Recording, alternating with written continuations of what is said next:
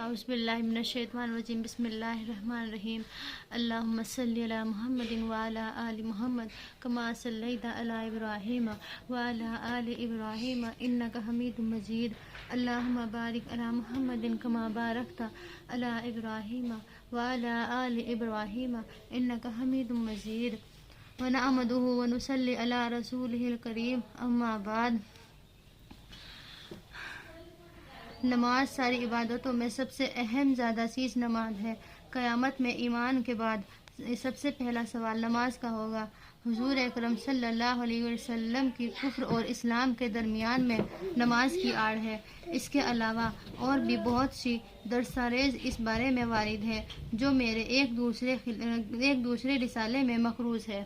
ایک شخص نے حضرت عائشہ رضی اللہ سے دریافت کیا کہ حضور صلی اللہ علیہ وسلم کی کوئی عجیب بات بتا دیں جو آپ نے دیکھی ہو یا سنی ہو۔ حضرت عائشہ رضی اللہ نے فرمایا، حضور صلی اللہ علیہ وسلم کی کون سی بات عجیب نہ تھی، ہر بات ہی عجیب تھی۔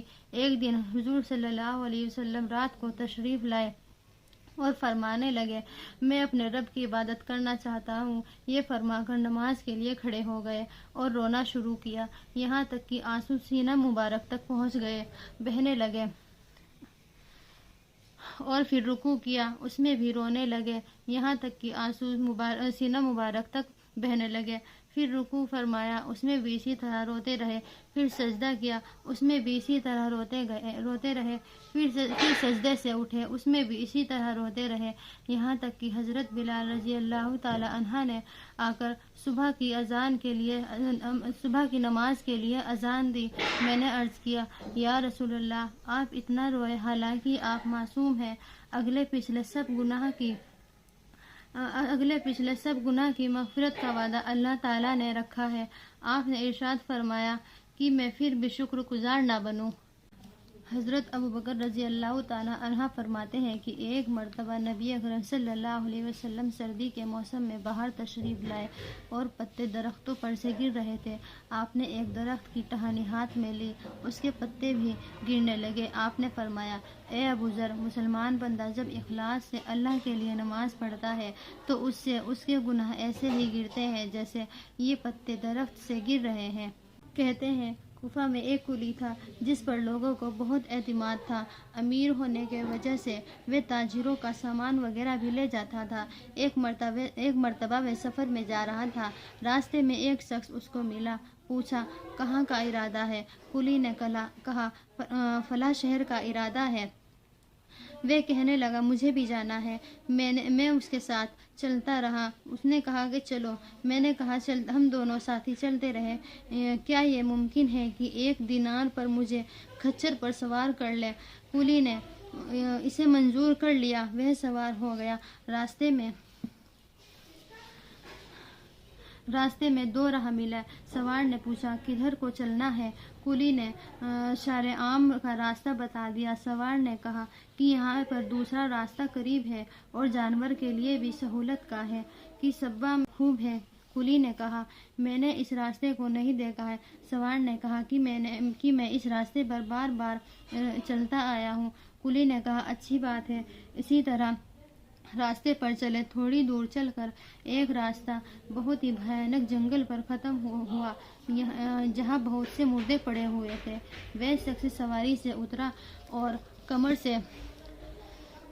سے خنجر نکال کر قلی کو قتل کرنے کا ارادہ کیا۔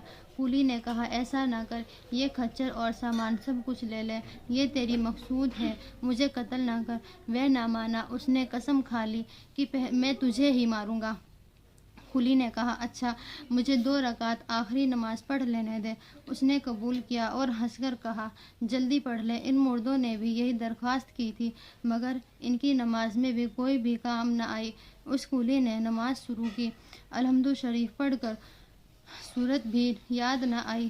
ادھر وہ ظالم تقاضا کر رہا تھا کہ جلدی ختم کر لے۔ حساب اس کی زبان پر یہ آیت جاری ہوئی، امَّن یجیب المضطر اذا دعاہ۔ آخری آیت تک پڑھتا رہا اور رو رہا تھا کہ ایک سوار نامود ہوا جس کے سر پر چمکتی ہوئی لوہے کی ٹوپی تھی۔ اس نے نیزہ مار کر اس ظالم کو ہلاک کر دیا۔ جس جگہ وہ ظالم مر کر گرا، آگ کے شعلے اس جگہ سے اٹھنے لگے۔ وہ نمازی بے اختیار سجدے میں گر گیا۔ یا اللہ تیرا شکر ہے۔ اللہ کا شکر ادا کیا۔ نماز کے بعد وہ سوار کی طرف دوڑا۔ اس نے پوچھا کہ خدا کے واسطے اتنا بتا دو کہ تم کون ہو، کیسے آئے؟ اس نے کہا امل یوزیبل کا غلام ہوں۔ اب تم معلوم امن ہو جاؤ، جہاں چاہو جا سکتے ہو، کہہ کر چلا گیا۔ در حقیقت نماز ایسی بڑی دولت ہے کہ اللہ کی رضا کے علاوہ دنیا کے مسائل مصیبتوں سے بھی اکثر نجات کا سبب ہوتی ہے اور سکون قلب میں تو حاصل ہوتی ہے۔ بسم اللہ الرحمن الرحیم۔ ایک حدیث شریف میں آیا ہے کہ اپنے گھر میں نماز کثرت سے پڑھا کرو، گھر کی بھلائی خیر میں اضافہ ہوگا۔ جیسے کہ آپ فجر کی نماز سونے میں اور ظہر کی آفس میں، عصر کی چائے میں، مغرب کی راستے میں اور عشاء کی ٹی وی پر کاٹتے ہیں تو یہ آپ سب غلط ہیں۔ یہ جان لیں کہ جیسے آپ نمازیں چھوڑ کر بیٹھے ہیں، اسی طرح آپ کی زندگی بھی کٹنے والی ہے۔ نماز کی تاکید و فضیلت پر مترسر حدیث۔ حضور صلی اللہ علیہ وسلم کا ارشاد ہے کہ اللہ تعالیٰ جانشین نے اپنی امت پر سب چیزوں میں سب سے پہلے نماز فرض کی اور قیامت میں سب سے پہلے نماز کا حساب ہوگا۔ نماز کے بارے میں اللہ سے ڈرو، اللہ سے ڈرو۔ آدمی کی شرک اور درمیان نماز کی رکاوٹ ہے۔ آدمی اور شرک کے درمیان نماز کی رکاوٹ ہے۔ اسلام کی علامت نماز ہے۔ جو شخص دل میں فرنگ کر کے اور اوقات اور متحسبت کی روایت رکھ کر نماز پڑھے وہ مومن ہے۔ حق تعالیٰ جانشین نے کوئی چیز ایمان اور نماز سے افضل فرض نہیں کی۔ اگر اس سے افضل کسی اور چیز کو جیسے کہ آپ فجر کی نماز سونے میں اور ظہر کی آفس میں، عصر کی چائے میں، مغرب کی راستے میں اور عشاء کی ٹی وی پر کاٹتے ہیں تو یہ آپ سب غلط ہیں۔ یہ جان لیں کہ جیسے آپ نمازیں چھوڑ کر بیٹھے ہیں، اسی طرح آپ کی زندگی بھی کٹنے والی ہے۔ نماز کی تاکید و فضیلت پر مترسر حدیث۔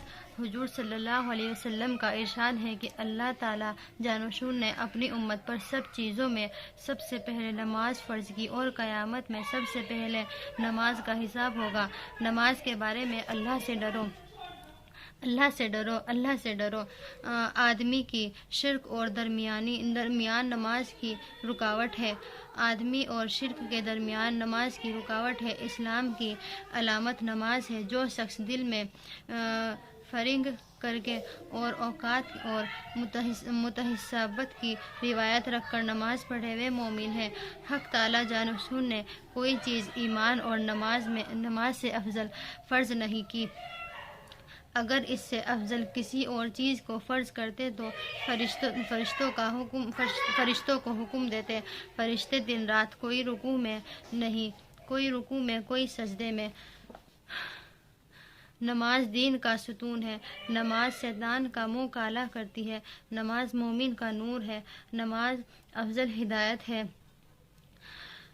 جب آدمی نماز میں داخل ہوتا ہے تو حق تعالیٰ شانو اس کی طرف پوری توجہ فرماتے ہیں۔ جب وہ نماز سے ہٹ جاتا ہے تو وہ بھی توجہ ہٹا لیتا ہے۔ جب کوئی آفت آسمان سے اترتی ہے تو مسجد کے آباد کرنے والوں سے ہٹ جاتی ہے۔ اگر آدمی کسی وجہ سے جہنم میں جاتا ہے، اگر اس کی آگ سجدے کی وجہ سے نہیں کھاتی، اللہ نے سجدے کی جگہ کو آگ پر حرام فرما دیا ہے۔ سب سے پسندیدہ عمل اللہ کے نزدیک وہ نماز ہے جو وقت پر پڑھی جائے۔ اللہ تعالیٰ شانہ نے آدمی کی ساری حالتوں میں سب سے زیادہ یہ پسند کی ہے کہ اس کو سجدے میں پڑا ہوا دیکھے اور پریشانی زمین پر رگڑ رہا ہو۔ اللہ تعالیٰ شانہ نے ساتھ آدمی کے سب سے زیادہ قرب سجدہ میں ہوتا ہے۔ نماز جنت کی کنجی ہے۔ جب آدمی نماز کے لیے کھڑا ہوتا ہے تو جنت کے دروازے کھول دیے جاتے ہیں۔ اللہ تعالیٰ شانہ اور اس کی اور اس کی نماز کے درمیان وہ پردے ہٹ جاتے ہیں جب تک کہ کھانسی وغیرہ میں مشغول نہ ہو۔ نماز شہنشاہ کا دروازہ کھٹکھٹاتی ہے اور قاعدہ ہے جو دروازہ کھٹکھٹاتی ہی رہے تو کھلتا ہی ہے۔ نماز کا مرتبہ دین میں ایسا ہے جیسے کہ سر کا درجہ ہے بدن میں۔ نماز دل کا نور ہے، جو اپنے دل کو نورانی بنانا چاہتا ہے نماز کے ذریعے بنا لے۔ جو شخص اچھی طرح وضو کر کے اس کے بعد خشوع اور وضو کے 2-4 رکعات نماز پڑھے یا نفل پڑھ کر اللہ سے اپنے گناہوں کی معافی مانگے، اللہ تعالیٰ شانو فرما دیتے ہیں۔ زمین کے جس حصے پر نماز کے ذریعے سے اللہ کی یاد کی جاتی ہے وہ حصہ زمین کے دوسرے ٹکڑوں میں فخر کرتا ہے۔ جو شخص 2 رکعت نماز پڑھ کر اللہ تعالیٰ سے کوئی دعا مانگتا ہے تو اللہ تعالیٰ شانو وہ دعا قبول فرما لیتے ہیں، چاہے فوراً ہو یا کچھ دیر بعد ہو، مگر قبول فرما لیتے ہیں۔ جو شخص تنہائی میں 2 رکعت نماز پڑھے، اللہ اور اس کے فرشتوں کے سوا کوئی نہ دیکھے تو اس کو جہنم کی آگ سے بری ہونے کا پروانہ مل جاتا ہے۔ جو شخص ایک فرض نماز ادا کرے، اللہ تعالیٰ شانو نے یہ کی ایک دعا اس کی مقبول ہو جاتی ہے۔ جو 5 وقت کی نمازوں کا اہتمام کرتا ہے، ان کو رکوع و سجود میں وضو وغیرہ کے اہتمام کے ساتھ اچھی طرح سے پورا کرتا رہے، جنت اس کے لیے واجب ہو جاتی ہے اور دوزخ اس پر حرام ہو جاتی ہے۔ مسلمان جب تک 5 وقت کی نماز کا اہتمام کرتا رہتا ہے، شیطان اس سے ڈرتا ہے کہ جب وہ نمازوں میں کوتاہی کرنے لگتا ہے تو شیطان اس پر بے خوفی ہو جاتا ہے اور اس کے بہکاوے کا تمام فائدہ اٹھانے لگتا ہے۔ سب سے افضل اول وقت نماز پڑھنا ہے۔ نماز ہر مختی کی قربانی ہے۔ اللہ کے نزدیک سب سے پسندیدہ نماز کو اول وقت پر پڑھنا ہے۔ صبح کو جو شخص نماز کو جاتا ہے اس کے ہاتھ میں ایمان کا جھنڈا ہوتا ہے، اور جو بازار کو جاتا ہے اس کے ہاتھ میں شیطان کا جھنڈا ہوتا ہے۔ ظہر کی نماز سے پہلے 4 رکعات کا ثواب ہوتا ہے، جیسے کہ تہجد میں 4 رکعتوں کا۔ ظہر سے پہلے 4 رکعت تہجد کے 4 رکعتوں کے برابر شمار ہوتی ہے۔ جب آدمی نماز کے لیے کھڑا ہوتا ہے تو رحمت الہی اس کی طرف متوجہ ہو جاتی ہے۔ افضل ترین نماز آدھی رات کی ہے، مگر اس کے پڑھنے والے بہت ہی کم ہیں۔ میرے پاس حضرت بلال آئے اور کہنے لگے، اے محمد، خواہ کتنے ہی آپ زندہ رہے، آخر ایک دن مرنا ہے، اور جس سے چاہے اس سے محبت کرے، آخر ایک دن اس سے جدا ہونا ہے، اور آپ جس قسم کا بھی عمل کریں، بھلا یا برا، اس کا بدلہ ضرور ملے گا۔ اس میں کوئی شبہ نہیں ہے کہ مومن کی شرافت تہجد کی نماز ہے، اور مومن کی عزت لوگوں سے بے پرواہ ہو جانا میں ہے۔ آخری رات کی 2 رکعات تمام دنیا سے افضل ہے۔ اگر تجھے مشقت کا اندیشہ ہو تو امت پر فرض کر دیتا۔ تہجد ضرور پڑھا کرو کہ تہجد بھلے لوگ کا طریقہ ہے اور اللہ تعالیٰ کے قرب کا سبب ہے۔